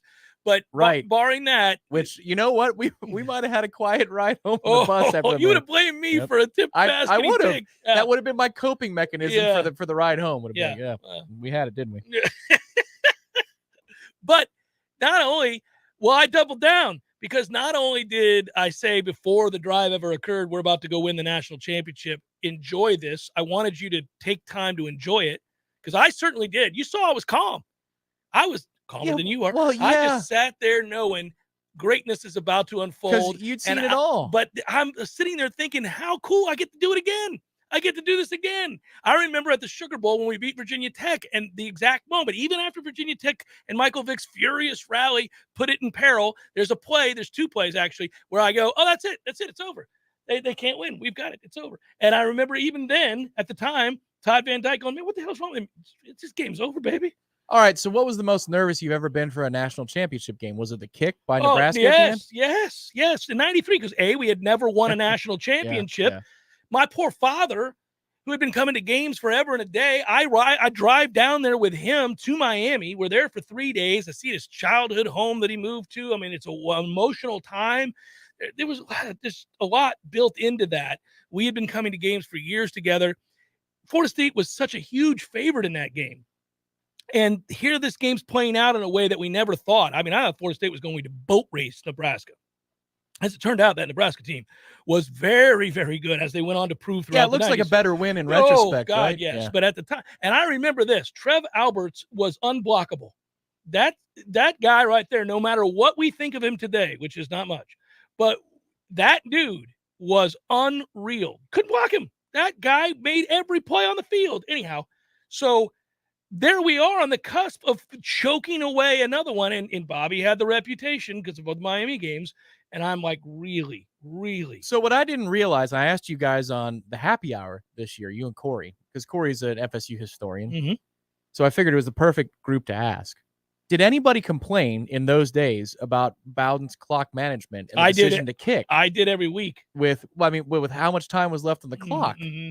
And Corey, he goes, oh, F yeah. Like right away. I was like, ooh, I didn't realize that people were so aware of such situations in the 90s. You never know. The rules, we didn't look at things that way. Like the fourth down discussion we just had. But, I mean, my God, sir. Hey, why? It gets lost in this that there was an incredible weakness to Coach Bowden's game, if you will. His coaches have strengths and weaknesses. All of them. Bill Belichick. Doesn't matter. This isn't like a nasty shot to take. But that sideline was never, under Bobby Bowden, the most organized place. And if you go back and watch all the old films, you'll see that I'm right. And former players will tell you that. That wasn't a strength of his game. Clock management wasn't either. And yes, it was first guessed back then too. It was frustrating. Yeah. Thank you, Seth. Looked like there was a lane on that last play by Auburn. Thankfully, LaMarcus got over there and ended that quick. He did that a lot. Also, there's a lot of football field to cover. It was okay. Like from watching it where we had a good angle for that. About the best you can have, short of having the end zone copy. But that corner, you could see out over the field the whole way. Mm-hmm. Like where Trey Mason did his Heisman pose was on the exact opposite corner of the field. So we're looking at it the whole way. That's where the direction of the pass is. Nah, we had like 4 or 5 dudes there. LaMarcus was on the television screen, but we had it. It was okay. Now, my heart still dropped as the lateral was being thrown across the field because you're wondering what's going on here. But then about a half second later, as we see where the ball is going, LaMarcus does cut it off, but there are reinforcements on the way that are unblocked and will not be blocked. Yeah. Oh, buddy. Fun to take a trip down memory lane on an anniversary. The one regret? What was it? Regret is I didn't take some of the confetti off the field. That would have been a nice little keepsake to put Did you take the sign, the Auburn signs that were stomped on? No, you just took the picture. I took a photo of it. How close? Yeah, because I just thought how close this is to being in somebody's mantle forever, and instead it's just stomped on by thousands of people. By Florida State fans well after the fact. How fickle these things are. We had the incredible good fortune of going into the locker room after the game to witness the celebration, interview the players, and watch the coaches. We had the incredible good fortune, I'll never take this for granted, walking down onto the field before the presentation, the crystal ball, and all that goodness, and talking. Lawrence Dossie's seeing his face and watching that come to fruition and him watching the celebration from a distance and then turning and smiling at us because we had played golf with him before that season began and had a discussion about Jameis Winston. All of it was there. It was just so you're just never going to beat it. Never going to beat it. And let's hope there's an opportunity to compare, though. Let's hope there's a time. I mean, I can compare to every national championship game we've played in. I want to compare another one. I would like to do that. I'd like to compare another win and just go, well, this is where the fourth one ranks on my all-time list. Well, you got to talk to a bunch of people in the locker room that you either used or didn't use, but I think Meat was one of them, right? Yeah, I talked to Meat. I talked to Chris Thompson, which was great. Yeah. I got to talk to Meat. Charles Kelly, who was a stand-up man and said, I didn't make the call on the kick return. It was Jay Graham. Oh, on the fake punt. No, on the kickoff return. Oh, okay. There's symmetry to that. Yes. Because somebody might have taken credit for the punt that may have been able to turn over the credit. And Charles was a stand-up man in that regard.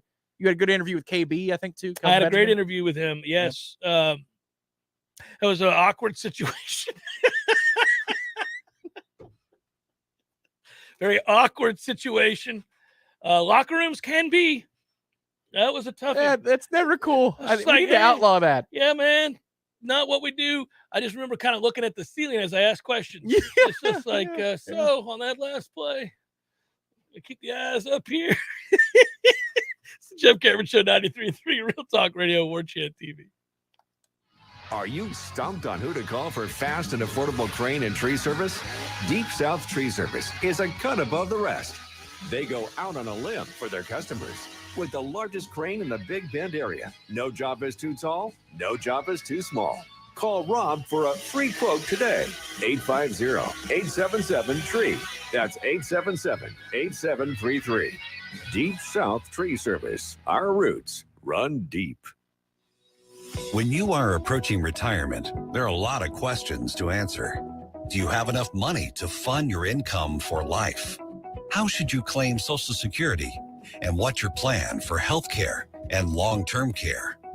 Pete Tyson and Preservation Financial Group are here to help you preserve your retirement. The team at Preservation Financial Group can help you get organized, guide you through critical retirement decisions, and create a comprehensive income plan designed around your needs. Don't leave your retirement to chance. It's crucial to understand and address relevant risk before you retire. To schedule a free, no-obligation consultation, reach out to Pete Tyson and Preservation Financial Group today. 850-523-6118. That's 850-523-6118. Or visit them online at preservationfinancialgroup.com.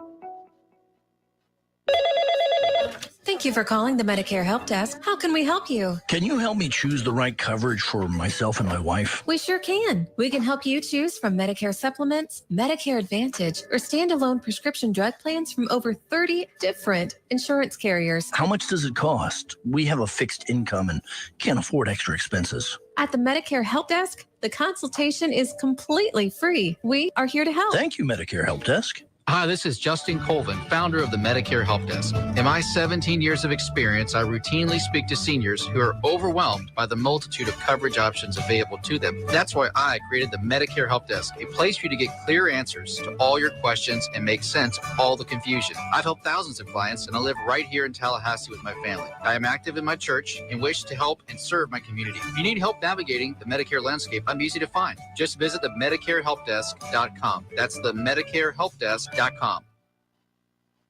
The old way of living with diabetes is a pain. You've got to remember to do your testing, and you always need to be sticking your fingers. The new way to live your life with diabetes is with a continuous glucose monitor. You simply apply a discreet, easy-to-use sensor on your body, and it continuously monitors your glucose levels, helping you spend more time in range and freeing you from painful finger pricks. If you test your blood sugar at least 4 times per day and inject insulin at least 3 times per day, or use an insulin pump and have private insurance or Medicare, you might be eligible for a CGM with little or no cost to you. Call U.S. Medical Supply today for a free benefits check. We offer free shipping, 90-day supplies, and we bill Medicare or your insurance directly. Call now and say goodbye to finger pricks. 800-531-1550. 800-531-1550. 800-531-1550. That's 800-531-1550. We all want more energy, more strength, more results. Well, welcome to Orange Theory Fitness as you take a step towards feeling more alive today. Backed by science, Orange Theory's heart rate monitored workout is scientifically designed to keep heart rates in a target zone, spiking metabolism and increasing energy. Orange Theory Fitness is a one-of-a-kind group personal training workout resulting in more energy, visible toning, and extra calorie burn for up to 36 hours. Experience a more vibrant life today with Orange Theory Fitness. To find out more, go to orangetheoryfitness.com. The Jeff Cameron Show is a production of the Warchant.com Multimedia Network. Check out Warchant.com today for the latest news inside Florida State athletics. That's Warchant.com. Now, back to Jeff on Real Talk 93.3.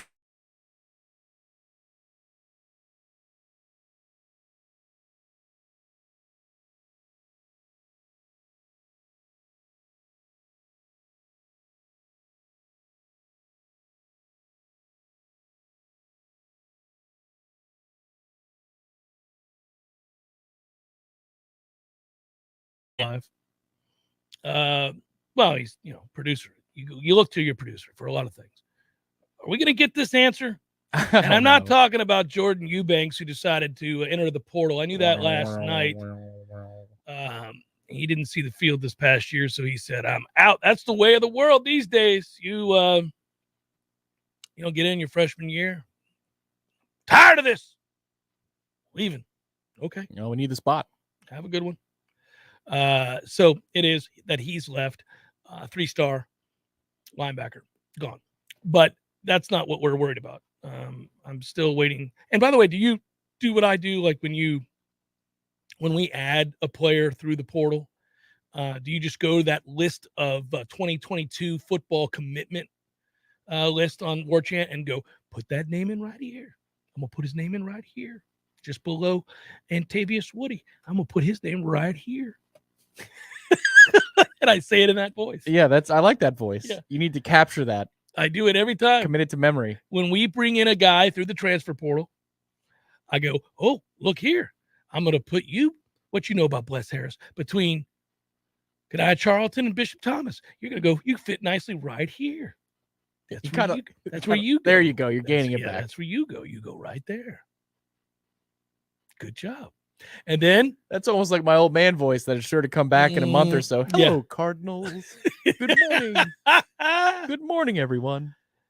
So when we get this defensive end, I'll go, well, where do you fit? Oh, you look like you'd fit nicely between Daniel Lyons and Jarrell Powers. Here you go. We do have some breaking transfer portal news. That would be Texas A&M quarterback Zach Calzada is going to Auburn. There you go. There's some breaking news for you. Yeah, Texas A&M is. By the way, Jimbo Fisher is going to be, along with his entire staff, the national championship game analysts in the room there. He'll be good at that. Oh, he's great at it. He did it once before, years and years ago. Yeah. On the fly, with those two people as the head coaches and schemers, he knows everything about what they're doing offensively and defensively. He'll be fantastic. I've said for many years that he's got a career in broadcasting if he could slow the hell down and finish a sentence and eliminate non sequiturs. If you can do that, and that's a big if, you've got a real chance at being a very, very good analyst. And, I mean, we've always said he knows more about the game, the history of it, formationally and otherwise, than anybody I've ever come across. So There are times some of those verbal fillers, he just got so exhausted. But and the time, and he'd exhale. You go, wait a minute. Yeah. What the hell was I saying? That's what the reboot is, and his computer goes that fast. That's about and what I said to him. Yeah. Like, okay, he's got it. Reboot. Oh my Lord. My friends at ISF have partnered with the Jeff Cameron Show. We're thankful for it. And this is the time in which we solve for the future. ISF, if you don't know, they help state governments solve the future through strategy, process, and technology. They don't just do that in Tallahassee, where they're housed, where they're located. Do it across the nation. They believe that the order of those three components are very much keys to your success. Your strategy sets the bar for long-term focus, priorities. Priorities determine the process needed to accomplish. Sound like a coach. They sound like a coach. Determine the process needed to accomplish each step along the way. And on the right processes are defined, you need the technology solutions in place in order to support your needs both now and in the future. That's where ISF comes in. They've done it for decades. They've worked with state agencies like yours, take on projects, challenges across a very, I guess you would say, ever-evolving landscape of technology and business. So let's find out more about ISF if you're out there. Over 80 unique clients served on over 1,500 projects. They've worked in 18 states for local and state agencies serving millions of citizens. If you're in the field, you know what I'm talking about, ISF.com. Solving for the future is the transfer portal. Now, what future we would like to solve for is the good of college football. Good piece, good answer to a question from Andy Staples today in The Athletic, credit where credit's due, kind of going through that process of the distinct advantages that the SEC and the Big Ten have over the other Power 5 conferences, but also alluding to the fact that at some point, like the NFL, those conferences might decide, meaning the Power 5, to group together their product and sell it, parse it out to networks all over the place for a larger tidy profit, if you will, than they're already making. If that were to be the case, and we better hope it is, then everybody would benefit greatly. And it's probably the reason that it won't happen, because that distinct advantage would go away to a large extent, because all of us would be eating from the same money trough equally, like they do in the NFL, where there is a hard cap and the money is shared through television and all of that. Then everybody would be allowed to play the game. Now, some might have a greater advantage even still, say like Notre Dame or Michigan or Ohio State or somebody like that, because of the alumni base, the history, the cachet built up, and those that are willing to give just a little bit more, perhaps. But it wouldn't be as distinct of an advantage as it is currently. So, I got to tell you, I don't think that's going to happen. That's why somebody has to make it happen. That would be the so-called czar that I allude to at all times, but that would have to be voted upon, and I don't know that it is in the Big Ten or SEC's best interest to ever have that happen. No, the best thing that can happen for Florida State is you get the get-out-of-jail-free card, which is, in looking at the votes that were necessary to add Texas and Oklahoma to the SEC, I think it was a 2/3 majority. Mm-hmm. Well, those two would automatically be yeses for Florida State and Clemson being added to the conference, because it waters down the East Coast advantage of Georgia and the University of Florida, right? Mm-hmm. So you would think you got two yeses there. Who else is really going to say no outside of Florida and Georgia to that idea of us being welcomed into the SEC? I'm talking about 5 years down the line, whenever you can find the loophole. South Carolina would say no. Can they stop it, though? I mean, I'm just saying, there's some teams that would say, no, we're good. I think you've got the votes. But the problem is you've got to be able to prove in our contract that there's a way to walk out or there's a way to make the money work.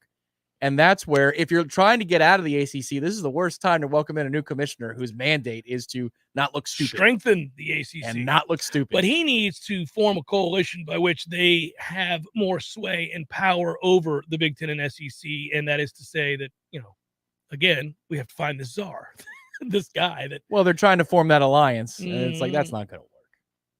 I don't think that thing's going to work. It's not going to parlay Florida State into a bigger TV payday, is my point. Right.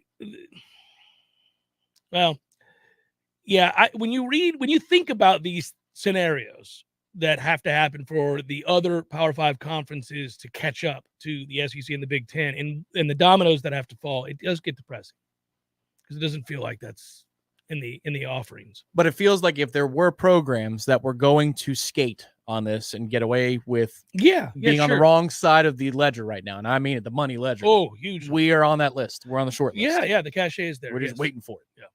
Waiting for that call. Well, the money has to be so exceedingly large that you say, well, we're going to break our contract and get sued and have to pay out $200 million, but they're going to cover it because it's nothing to them. And they see the value. And they see the value long-term in doing so. ISF, solving the future. You and your staff work hard. Constituents depend on you. And look, you've got brilliant ideas. You want to improve the process, streamline workflows, introduce new technologies, reduce costly inefficiencies. ISF can help you do all of those things. Find out more by going to isf.com. Read about them, learn about them. Great partners of the Jeff Cameron Show. Speaking of which, back in a moment.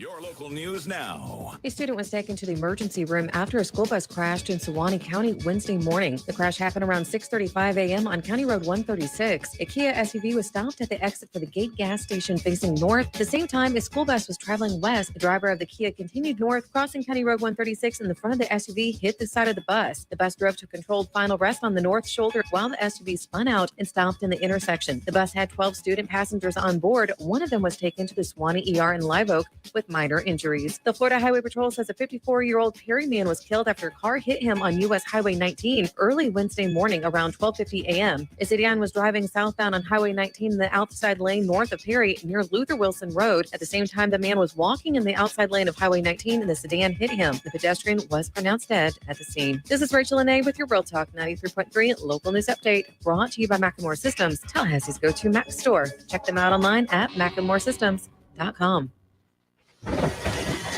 This is meteorologist Paul Trombley with your Real Talk 93.3 weather update. Chance for scattered rain showers this afternoon. Otherwise, sunshine mixed with clouds at times. High temperatures reach up to 71. Winds out of the south, 8 to 15 miles per hour. Slight chance for scattered rain showers again tonight. Lows dip down to about 42. Partly cloudy skies. Ample sunshine expected tomorrow. High temperatures reach up to 60. This report is brought to you by the Lawn Johns. For all your landscaping and lawn care needs, visit thelawnjohns.com. Right now, 69. Let me tell you what T-Spark stands for. It stands for strength, commitment, teamwork, and heart. We don't ever quit until we've got nothing left to give. Our team is unstoppable. Want a guaranteed win? Call T-Spark Enterprises for your next roofing or construction project. We conquer all peaks. TSparkConstruction.com. License number CCC 1331204. If you weren't the owner of Gordo's and all those wonderful restaurants, Eddie, what would you be doing? You know, I think I'd want to be I don't know what I'd want to be, a boat captain or a cowboy. You know how to use a lasso? No. You'd have to do that if you were a cowboy. Yeah, but I've never even been on a horse. It's not my place to be on a horse. I agree. And the horse thanks you. Gordo's, bringing the flavor and flair of Cuban food to Tallahassee since 1996.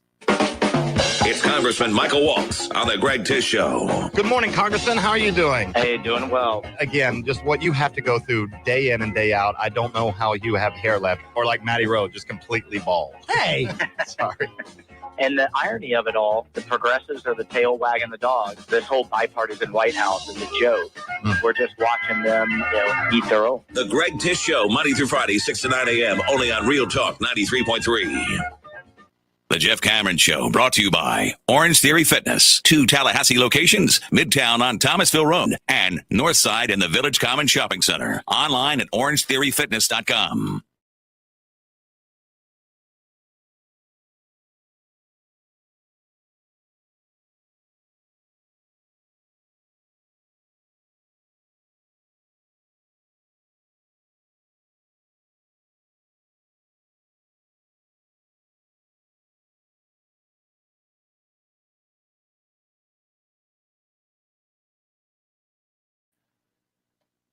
And I'm getting pissed. One of these fine patrons.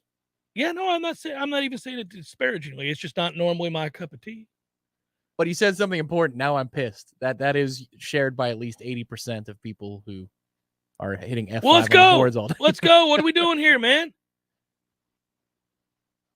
I keep going over there. I'm like, Langston. It's like crack. Let's go. Come on, Langston. Oh, next thing you know, you're going to be that guy that replies to Rappaport on Twitter. Is like, announce so-and-so to my team. I never do that. That is weird. Yes, yeah. In my silence here while doing a talk show, I just wait. It's going to be filled by joyous rings of the bell. We're going to be sitting here and you're going to get ding, ding, ding. No, it's going to happen. At least that's my sincere hope. Still no news. Many of you have asked the question as we've been broadcasting here today, and no. So unfortunately, we got Jared Verse is who we're talking about. Yes, we're talking about Jared and there Verse, was a yes. report in the comments section that he stop. Don't listen to the comments. Now, if you see like 22 commenters in a row say, "Oh my God, it's happened," then it might be worth looking at. But just in a couple of people said, "Yes, we got him." I'm like, nope, don't spread that stuff in your office. We'll let you know. Yeah, no, that came up, and we needed confirmation. We didn't get it, so we're going to hang out and wait in hopes.